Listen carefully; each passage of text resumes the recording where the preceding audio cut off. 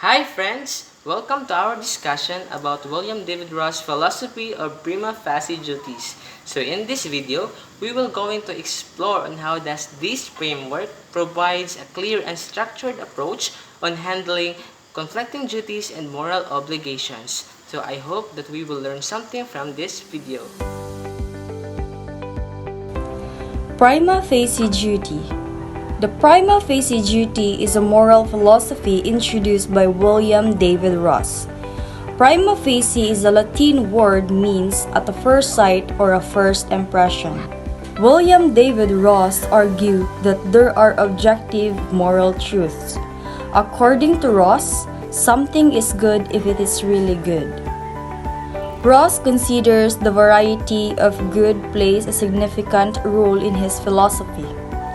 He also highlighted the rightness and the wrongness are the only two moral properties. And these are indefinable due to the different situations and different beliefs. Let us take this for an instance, the same-sex marriage. Some people agree about this due to the belief that love has no gender. However, some people argue about this, especially those religious persons who base on the biblical explanation that God created man for a woman. To make this clear, Ross's philosophy deals with the moral dilemmas where a best decision is over to other, where a person is forced to choose conflicting options, neither of which is acceptable. Moral dilemmas lead to conflicting duties. If we do not have an accurate knowledge about the greater good, we may be confused, either which is the better option when conflict of duties arises. When conflict of duties arises, we ought to act in accordance in prima facie duties, which has a greater balance of rightness over wrongness. Thus, prima facie duties refers to the moral obligation that conflict with each other. So let's take this an example. Emily is the only surgeon in their local hospital. So one day, she filed a leave to attend on her son's family day.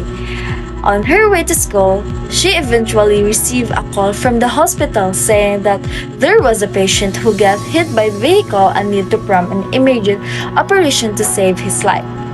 So Emily stopped her car and she thinks between fulfilling her promise to her son and going back to the hospital to save the life of the patient. As we can see in the situation, Emily has to choose between two conflicting duties, namely prima facie duty number 1 is Emily must fulfill her promise to her son to attend on family day, while the prima facie number 2 is that Emily must save the life of a patient in the hospital. Now, which is more of the duty from the two prima facie duties? So, given the two conflicting obligations, Emily should choose better option. And according to rules, there are rules of thumb that will guide us in determining which of the conflicting duties is more of a duty. In his famous work, The Right and the Good, and selecting for a better option between two conflicting duties, Ross listed 7 basic types of prima facie duties. So, like a list of commandments that will guide us in making moral decision. As is well known, the correct moral principles and Ross' moral philosophy are expressed in these 7 basic prima facie duties. Duty of fidelity. This is our duty to be faithful or be loyal to loyalty to a worthy. Duty of reparation. So this is our duty to right the wrongs we have done to others. Duty of gratitude. This is our duty to appreciate and recognize the services and others have done to us. Duty of justice. This is our duty to be fair with everyone. Duty of beneficence. This is our duty to do good towards others or duty to help others.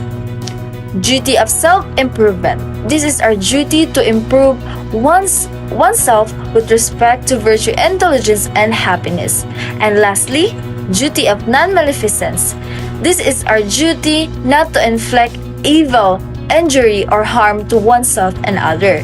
So, going back to the example of Emily was torn between two conflicting duties, so the number one is fulfilling her promise to her son to attend on family day, and that belongs to the duty of fidelity. And the number two is saving the life of the patient with a critical condition that falls under the duty of beneficence or non-maleficence. So, in this situation, she should choose the stringent decision, and the most stringent decision in this case is to save the life of the patient with a critical condition. Emily rushed back to the hospital to save the life of a patient, and she found out that the patient is her son who got hit by vehicle on his way going to the school. So Emily saved the life of his child. So sometimes our decision is right, sometimes it's not. So that's why it's better to choose what is really the most appropriate action. Advantages and disadvantages of prima facie duties. So prima facie duties, for those who don't know, it helps us to have a good consistent decision making in whatever complex and conflict decision in our daily life. Aside the advantages of prima facie duties, we should also consider the disadvantages of it. Now, so let's begin first to the advantages of prima facie duties. So, prima facie duties have some great advantages in dealing our conflicts or conflict situation in our daily life. So, now I have three major advantages of prima facie duties in dealing in every situation we face in our daily life. So here are some major advantages of prima facie duties. So the first one, it provides us a clear framework for an ethical decision, for making ethical decision. Second is it helps us to prioritize our moral obligation. And lastly, it promotes a consistency of fairness of our actions. Now, I will let you hear one of the example situation that applying those advantages of prima facie duties, which is let's for example, we should apply the moral obligation. So, as if that I went to market and I saw some street children stealing indifferent stool in the market. So even though I felt sad in their situation, so I must do or make a decision that based on my principles in life, of what I have, my faith or my belief. So I guess the best stringent decision I made in this situation is to call somebody like police to make an action for this, because I have this belief in life and principles in life that stealing is not a good behavior. So those are example of the advantages, example situation and advantages of prima facie duties in real life. Here are some key advantages of Ross's concept of prima facie duties. 1. Flexibility. Prima facie duties provides a framework that allows for flexibility in decision making. Ross acknowledges the moral principle can sometimes conflict, and the concept of prima facie duties allows individuals to weigh these conflicting duties, make informed decisions based on specific circumstances. 2. Intuitive appeal. Ross's theory that resonates our intuition about morality, that the idea that certain duties are prima facie binding but not absolute, aligns with our common sense understanding of moral obligation.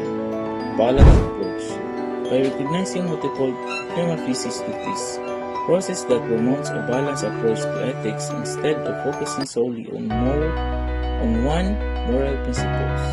Individuals are encouraged to consider the balanced various duties in their decision-making process.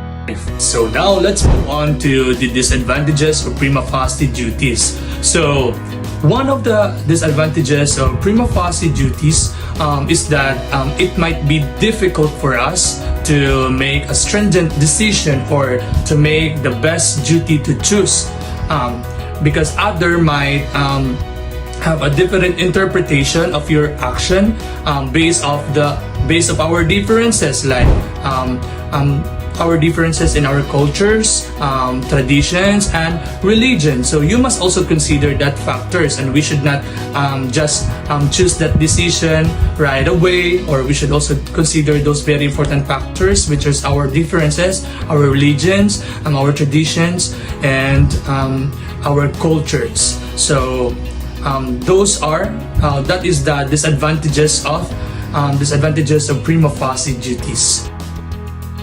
By carefully assessing both the advantages and the disadvantages of the prima facie duties, we can appreciate the affirmative aspect of William David Ross' philosophy, and there are various reasons for this. First, Ross' framework provides a clear methods for making ethical decisions. Given the variability of situations, achieving an objective and strict and stringent decision is challenging when conflicts of duty arise. However, by following the hierarchy of prima facie duties, we can derive the most stringent and appropriate decisions whenever a moral dilemma occurs. Secondly, prima facie duties help us prioritize decisions or moral obligations based on their balance of right and wrong. Handling conflicting duties is difficult because all binding duties represent obligations we ought to fulfill. Since we cannot address all obligations simultaneously, we must choose which to prioritize. Referring to prima facie duties enables us to identify the most stringent decision, thereby creating a greater balance of rightness and wrongness and allowing us to prioritize one optimal decision over others. Lastly, Ross' philosophy promotes consistency and fairness in our actions. The moral duties emphasized by Ross, fidelity, reparation, gratitude, justice, beneficence, self-improvement, and non-maleficence, guide us in acting fairly. Mastering these duties and applying them consistently can transform fairness from a deliberate choice into habitual behavior. In summary, the framework of prima facie duties as proposed by Ross offers a robust approach to ethical decision-making. It allows us to navigate complex moral dilemmas by providing a structured method for prioritizing our obligations based on their relative importance.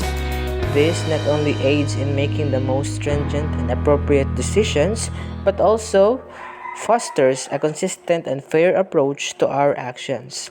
By integrating these duties into our ethical reasoning, we can better balance our moral responsibilities and cultivate a habit of fairness in our daily lives. And that ends our video. I hope that you learned something.